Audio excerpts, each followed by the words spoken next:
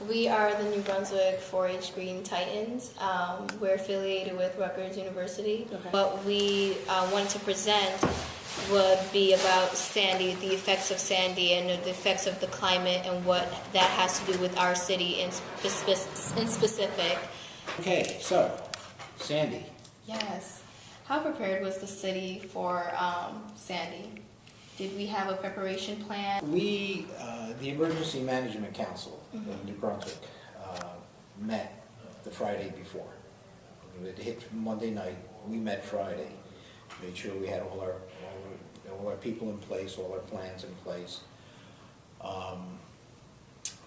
So we were ready, but you're never ready for a hurricane. Nobody's ever ready for a hurricane. And New Jersey had not been hit by a hurricane, a direct hit, in, I don't know, 50 years or more.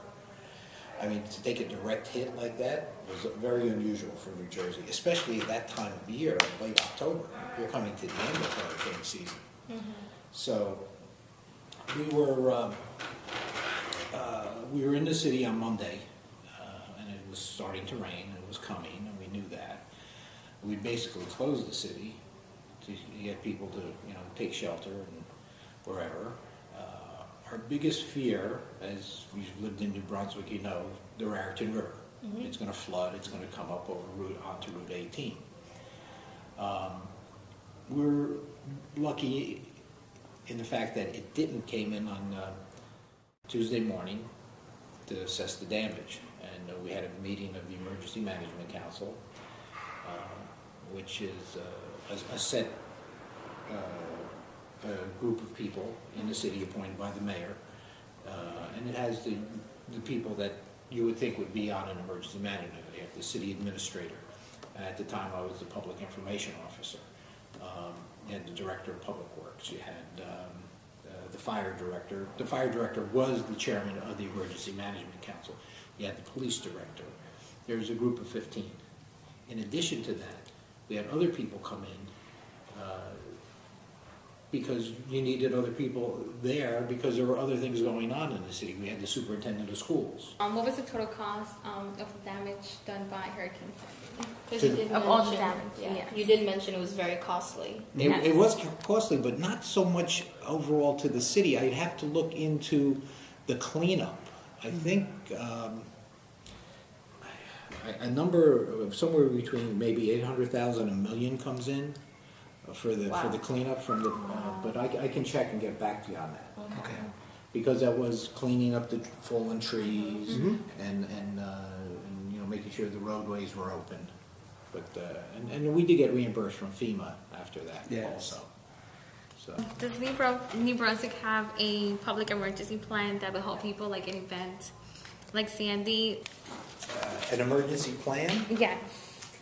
I think we don't have a plan per se because we don't know what emergency might happen. How do you think climate change will affect New Brunswick? It's going to affect New Brunswick like it affects the rest of the world. It's a fact of life. No matter what some people say that it's not true, it is true. It's a fact of life. And we're going to see hotter summers. And I think the climate's going to keep, the temperatures are going to keep rising. Part of it is getting the word out.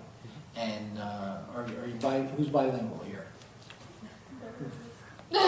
That's great because that's what we need. Because as you know, some of our residents do not speak English very well. So that's and it would be a great help with social media. Because I'm sure you all have Facebook Twitter accounts. We have our own, 4-H has its own Facebook account, which we let the parents who join our association know these are upcoming events. And they're pretty responsive to our page. So there is climate change. It's going to affect our environment in the years to come. So we have to start thinking better about what we do to our environment. It's just, I grew up where you thought nothing was throwing something out the car window. Now I see somebody do that, I blow my horn at. It's like, what are you crazy? The one time, my cousin, who's a lawyer here in town, who's my age, we were in the car, and somebody threw something out the window, and he stopped. He goes, "Pick that up." And he used a phrase I'll never forget. He goes, "Do you want to be buried in your own garbage?" And I thought, what a great line. That is a great line. And I never threw anything out of a car window You want to be again. buried in your own garbage, yeah. You know, and you have to recycle. You know, those are things, and it's easy to do. That's being a good citizen, is to do those things.